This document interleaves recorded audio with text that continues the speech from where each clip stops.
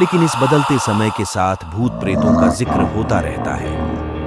इस वर्तमान समय में सबसे बड़ी बात यह है कि दुनिया के वैज्ञानिकों ने नकारात्मक ऊर्जा का होने का दावा भी किया है। साइंस जिन्हें अलग अलग बीमारियां कहता है, लोग उन्हें भूत प्रेतों के रूप में मानते हैं। साथ ही इस दुनिया में कई सारी अजीब चीजें भी होती है जिन्हें हर कोई समझ नहीं पाता है। तो चलो वीडियो शुरू करते हैं।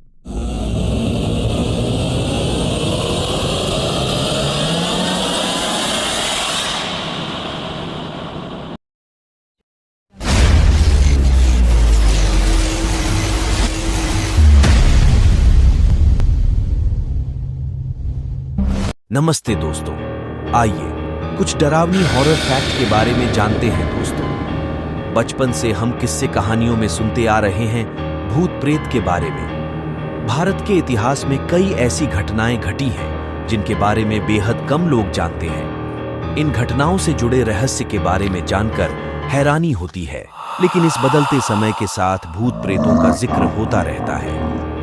इस वर्तमान समय में सबसे बड़ी बात यह है कि दुनिया के वैज्ञानिकों ने नकारात्मक ऊर्जा का होने का दावा भी किया है। साइंस जिन्हें अलग अलग बीमारियां कहता है, लोग उन्हें भूत प्रेतों के रूप में मानते हैं। साथ ही इस दुनिया में कई सारी अजीब चीजें भी होती है जिन्हें हर कोई समझ नहीं पाता है। तो चलो वीडियो शुरू करते हैं।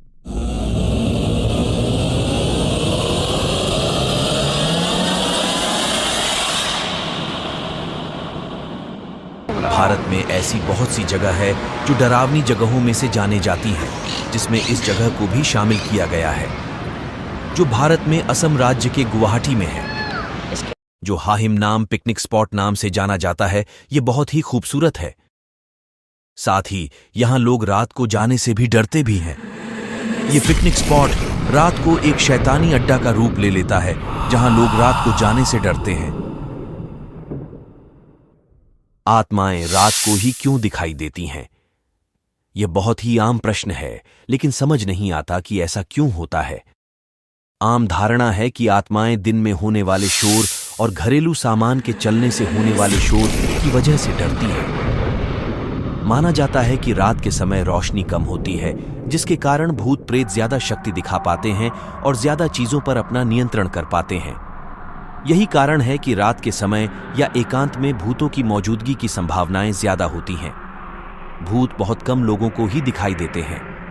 हिंदू धर्म में लोगों मानना है कि जिनके गण यानी ग्रह नक्षत्र कमजोर होते हैं, भूत उनको दिखाई देते हैं। दूसरी ओर लोगों का मानना है कि जिन लोगों में कुछ खास बात होती है, उनको भूत दिखाई देते हैं। खास बात से मतलब शायद छठी इंद्री या कुछ अलौकिक शक्तियों से है। ज्योतिषानुसार कुंडली में राहु की विशेष स्थिति में भी भूत से कुछ लोग ग्रस्त हो जाते हैं। जैसे राहु यदि लग्न में या अष्टम भाव में होता है और उस पर अन्य क्रूर ग्रहों की दृष्टि है, ऐसी स्थिति में भूत के होने का उक्त व्यक्ति को एहसास होता रहता है। जो राक्षस गण के लोग हैं, उन्हें भूत के होने का एहसास तुरंत ही हो जाता है।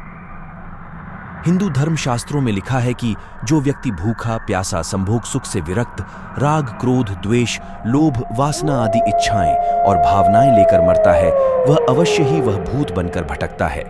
साथ ही जो व्यक्ति दुर्घटना हत्या आत्महत्या आदि से मरता है, वह भी भूत बनकर भटकता है।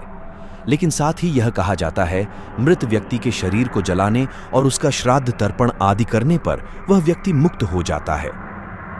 जो लोग अपने स्वजनों और पितरों का श्राद्ध और तर्पण नहीं करते, वे उन अतृप्त आत्माओं द्वारा परेशान होते हैं। पुरुषों का भूत हिंदू धर्म में कर्म और गति के अनुसार मरने वाले लोगों का विभाजन किया है।